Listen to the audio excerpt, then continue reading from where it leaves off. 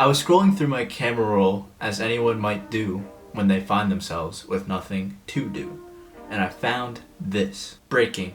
Yoko Ono threatens to have her music added to Spotify unless Joe Rogan is removed. Response. They should have taken her out the same day they took John L. out. Amen. What? Now look, my main goal on this channel is obviously to spread peace and love and all that good stuff.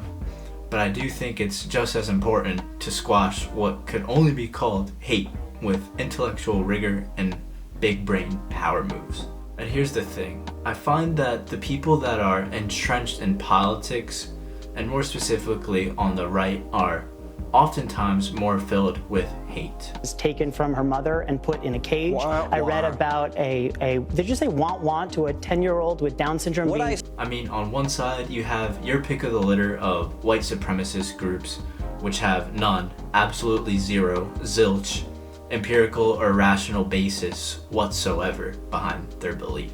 On the other hand, what else do you have on the left? Antifa? And what, they're just some people that have anger issues? There's definitely some of that right-leaning hate going on within this picture. I mean, after all, where's the reason that Yoko Ono should have gotten taken out, assassinated too? What did she do to this person? It feels as if people that don't really critically think about their ideology end up being some of the wackiest kinds of people.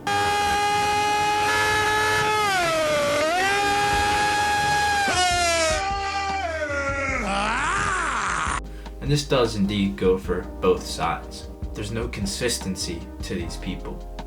On one hand, they'll be pro-life, and on the other hand, they'll be anti-life when it comes to Yoko Ono. Also keep in mind, these are the sorts of people that go to church every Sunday and sing "How Great Is Our God." It's simply a lack of introspection, a failure to educate oneself, and further, maybe most importantly, would this person say such a thing to Yoko Ono's face? I don't think so.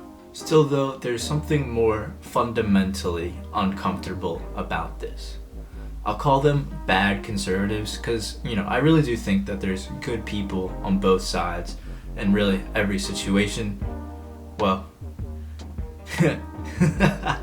nonetheless, bad conservatives are straight up okay with their opponents getting murdered.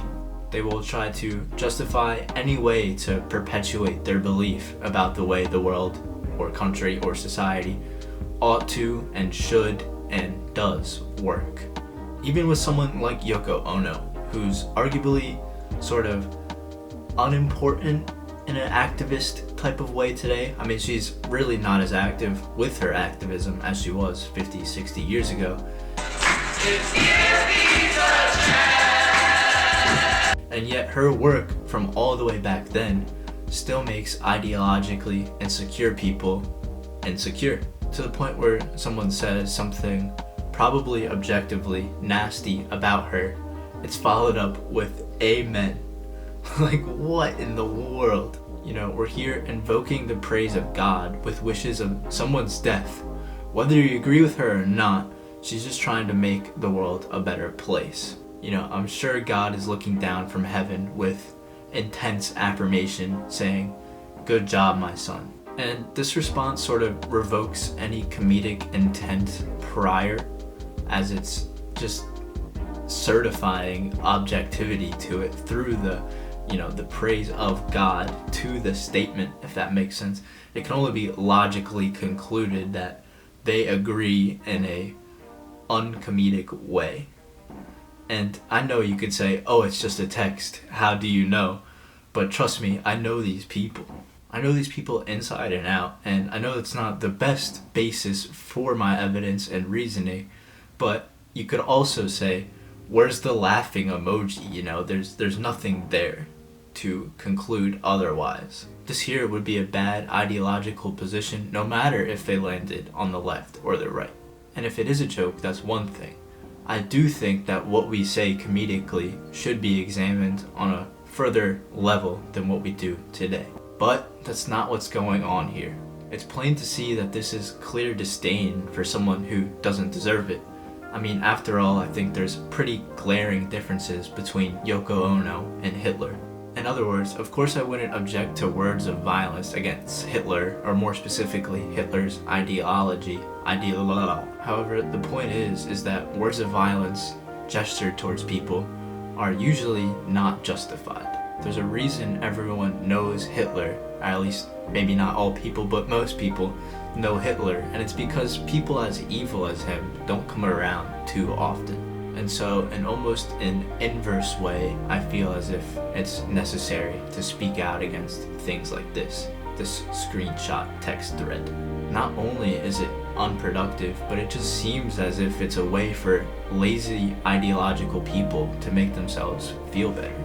Ultimately, I'm calling for a more introspective discourse and ideological positions, because as you've seen here, when you don't do these things, when you don't put in the hard work and make comments about, I guess substantial things, it makes you seem silly, and that's being charitable. If we want to make political and societal progress, this is something we should all be willing to do, I think, so we can stop having less urgent conversations, kind of like this one, but I think that the point from this one can be derived to the point I'm making now. Until then, we'll have to call out ideological laziness from a good and introspective place. Peace and love, and don't be ideologically lazy.